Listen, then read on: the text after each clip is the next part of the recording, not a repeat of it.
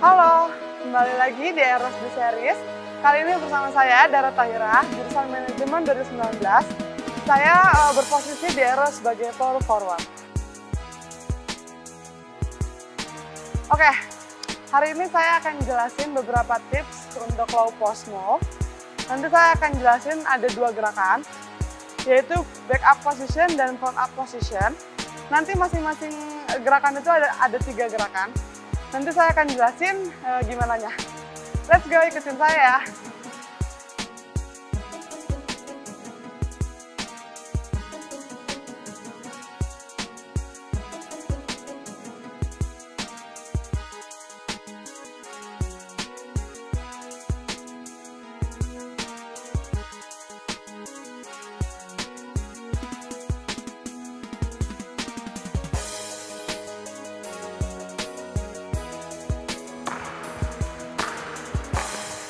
Oke, sebelum kita mulai, saya mau kasih tahu beberapa poin penting yang mungkin harus kalian pelajarin dulu sebelum kita mulai ke low post move ini. Yang pertama, kita harus mempunyai kaki kuda-kuda sebelum mulai.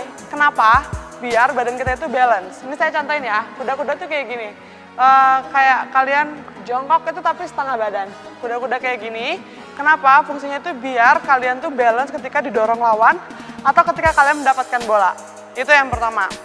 Terus yang kedua, untuk back up positionnya, itu kalian harus ngepres lawan dulu. Yang kayak tadi yang pertama kuda-kuda. Ngepres lawan dan mendepani lawan supaya lawan itu nggak bisa nge-steal bola kalian. Kayak gitu. Misalnya, ini kondisinya saya udah press lawan ya di belakang. Saya dapat bola. Kenapa sih harus ngepres? Itu tuh biar kita dekat ke ring dan biar kita tuh mudah untuk eksekusinya gitu. Misalnya didorong, kita tinggal eksekusi aja. Kayak gitu. Terus yang kedua, untuk front up positionnya, itu tuh kita bisa lakuin di low post atau di high post. Nah, ini juga sama gerakannya, kita harus membelakangi lawan juga. Dan kalau bedanya sama back up position tadi, kalau front up ini kita harus punya 1 langkah di depan lawan. Kenapa? Karena ketika nanti kita berhadapan dan face to the basket, terus juga berhadapan sama lawan tuh kita nggak susah gitu. Aku contohin lagi ya. Soalnya kita ngepres lawan lagi nih, tapi kita harus 1 langkah di depan ya, biar mudah. Ntar kalau misalnya udah dapet bolanya, tinggal balik badan dan langsung eksekusi seperti nanti yang ada di tips berikutnya.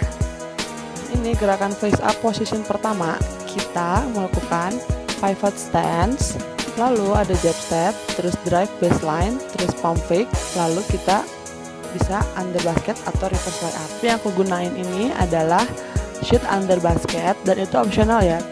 Nah, ini gerakan face up kedua.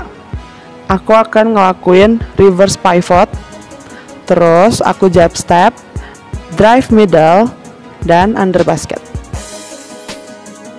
Oke, ini face up position terakhir, yang ketiga. Nah, ini tuh sebenarnya gerakannya bisa kalian lakuin di low post atau di high post. Tapi yang aku contohin itu ada di high post. Nah, gerakannya tuh seperti ini.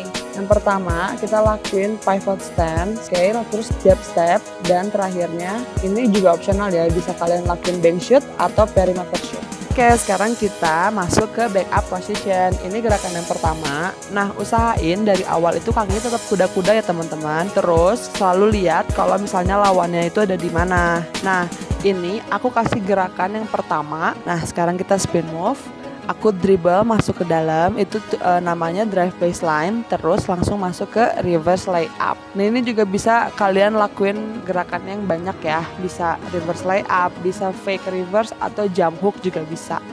Nah, ini gerakan selanjutnya, aku akan ngelakuin slide push dribble to middle, terus kita langsung drive layup. Ini layupnya bisa di reverse gitu ya, bisa ke kanan atau bisa langsung spin move ke kiri.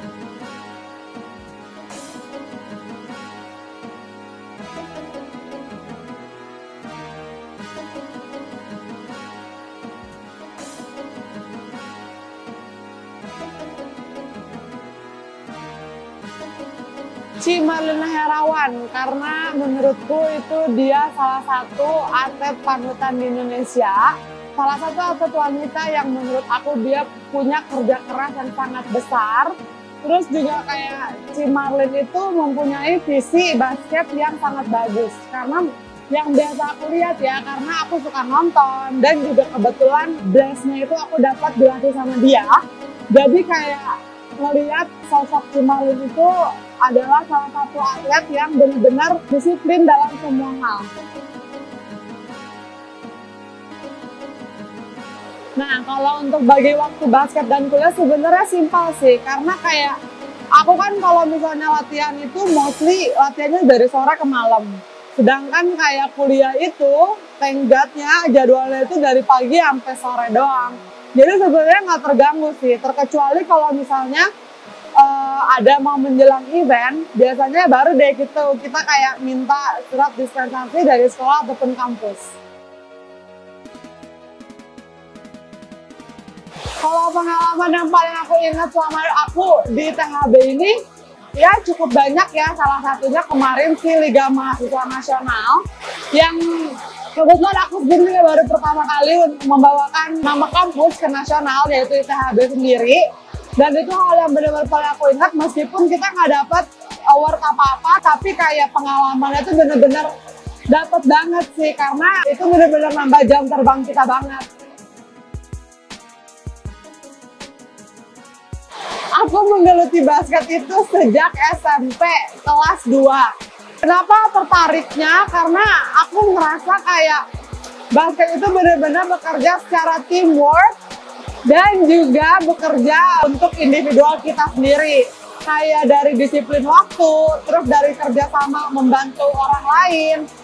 Banyak hal sih yang aku dapetin dari basket di luar finansial ya. Kayak yang aku dapetin pelajaran dari diri aku sendiri juga bisa jadi pribadi yang lebih baik.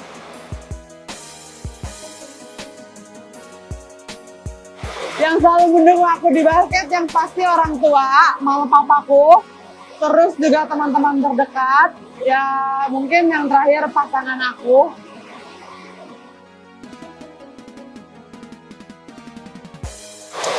Ya kalau misalnya tips dari aku sih yang pasti kalau untuk kehidupan jangan pernah putus asa, tetap harus bekerja keras sampai kamu mendapatkan apa yang kamu mau. Karena kayak hidup itu nggak mudah sih menurutku ya. Kayak selama kita bisa menjalankan dan bisa melakukan hal yang baik, itu pasti akan berbuah hal yang manis. Oke teman-teman, jangan lupa like, comment, dan subscribe. Dan juga jangan lupa share video ini ke semua teman-teman kalian. Bye!